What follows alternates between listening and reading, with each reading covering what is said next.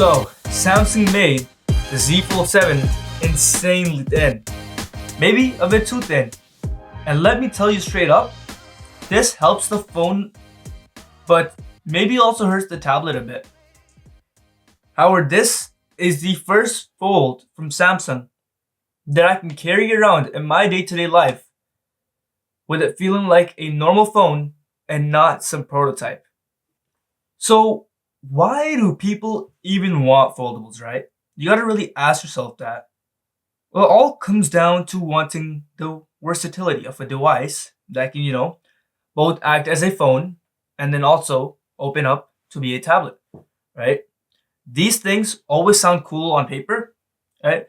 But they're never perfect on both sides. So the phone might have compromise and the tablet might have compromise, and it always feels like incomplete.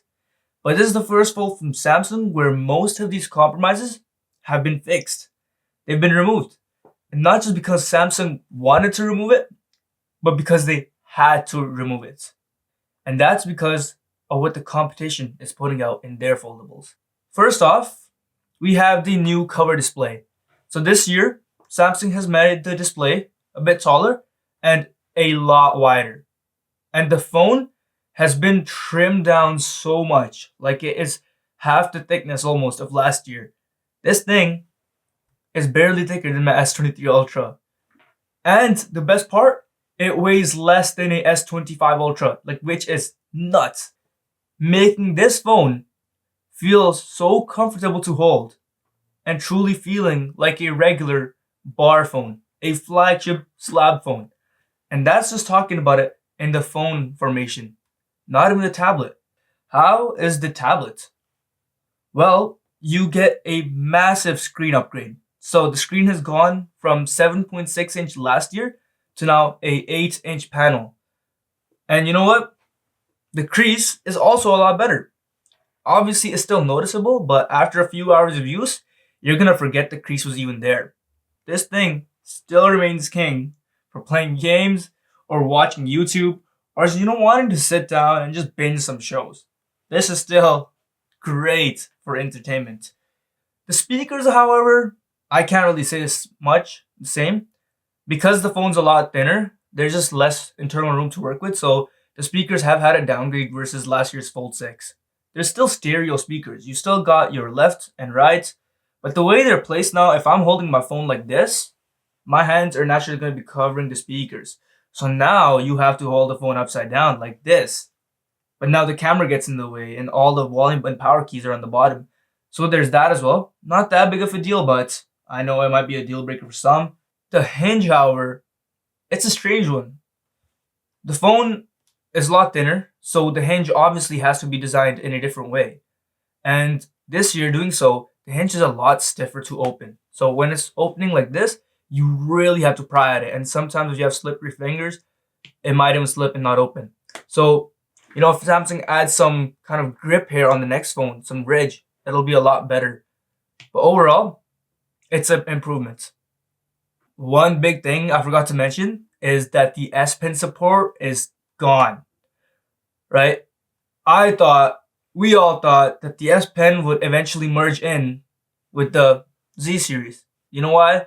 Because it's a tablet. It makes sense for a pen and tablet to go together. Open like a notebook, take some notes down, but that's gone. And that's because Samsung wanted to make this phone a lot thinner. So in doing so, they removed the S Pen's digitized layer from the screen, and now it's a lot thinner, but like I said, it's gone. And yeah, the inner display now has a hole punch cutout. There is no more under display camera. So for camera, that's massive. For display, kind of interferes with the tablet experience. So overall, the tablet is a mix of better and worse. Speaking of cameras, they had a massive upgrade. Not all of them, but at least the main one did. So the main sensor is now the same sensor found in the S25 Ultra, a 200 megapixel monster. This thing is a flagship camera. It can take super crispy photos, nice photos, has all the effects and advantages of the S25 Ultra's cameras, but I can't say the same about the rest of the cameras. The ultra wide and the telephoto have remained the same from the old. They're not the greatest, but they're definitely passable. But you're paying $2,000 for their phone. There should be something better. However, the cover screen's camera, it's not the best. It gets the job done, but there's just not a lot of internal room to work with, right? You can't put as big of a camera in there. You got the no longer under display camera. You have the cutout punch hole, so that's a big camera upgrade in the inside screen. Overall, the cameras are a lot better, but they're definitely not ultra everywhere. So if you care about cameras, this is not the phone. This still has compromises in that department, but it's a lot better from last year. Coming to what powers this beast and the battery that supports it. The battery has remained the same, 4,400 milliamp hours, I believe, right? Same size as last year, but that's still impressive considering they trimmed the phone down so much, right? It's not a bad thing, but it's not the greatest considering there is better tech like silicon carbon out there, which a lot of the other foldables on the market are using to get even like 5,000, almost 6,000 milliamp hours. I wouldn't even mind the 4,400 milliamp hours that much if the phone had faster charging. Come on, Samsung. What are you guys doing? I know the phone's a lot thinner, but this phone has been pretty good thermally so far. So why can't you just up the charging? Why is it still stuck at the measly 25 watt hours? This thing does have reverse wireless charging while being this thin. So yeah, if my earbuds are ever dead, my Galaxy Buds, I can just place them on and that should be good to go. The phone has the new Snapdragon 8 Elite processor. So it's super fast, super smooth, no lag, and paired with that, you actually get 12 gigabytes of RAM.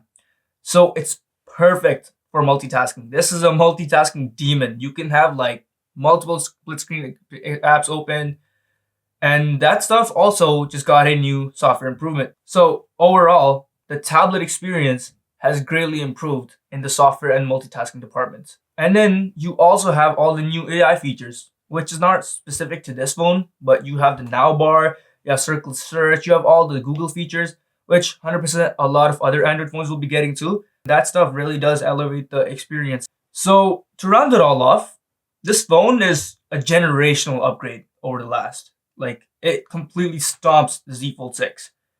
I mean, it fixes mostly everything wrong. Still has its issues, like I mentioned. No S Pen support, which is a bummer. Battery remains the same. And yeah, because of the new camera they had to put in here from the S25 Ultra, it's just a huge hump on the phone. Like, this is the most I've seen a phone rock on a table. It is that bad. Like, this hump is huge. And yeah, last of all, just to, put salt on injury, the phone has also gone up in price. So now it's $100 to $200 more. At the end of the day, if you want the best foldable that feels like a normal phone without not too many compromises, this is it. The new Fold 7 does all that. But if you love the Fold for the tablet experience alongside the S Pen support, this one might not be the upgrade you were looking for. So yeah, it's not perfect everywhere, but it has it where it counts. This is the best foldable Samsung has released besides the new Trifold.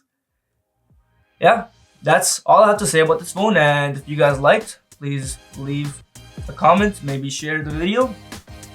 If you really enjoyed it, if you want to see more content like this, maybe consider subscribing to the channel. And I will see you guys in the next one. So the phone is pretty good actually to use like a phone. That was terrible. Cut that out. Hey everyone, so while I was actually recording this video, not editing it, so this is while I was recording it, I got a notification in my email inbox that I just hit 350 subscribers. Now I know it may not sound like a lot, but to me, this is big. Like, this is me one step closer towards my goal.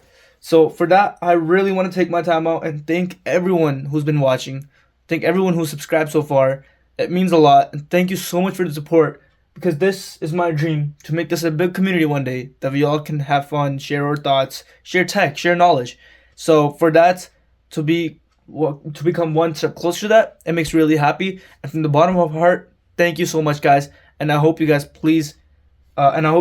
keep enjoying my content. And if you guys like it and you haven't subbed, maybe consider subscribing. It helps a lot. And That's all I gotta say. Thank you so much, and you guys have a good one.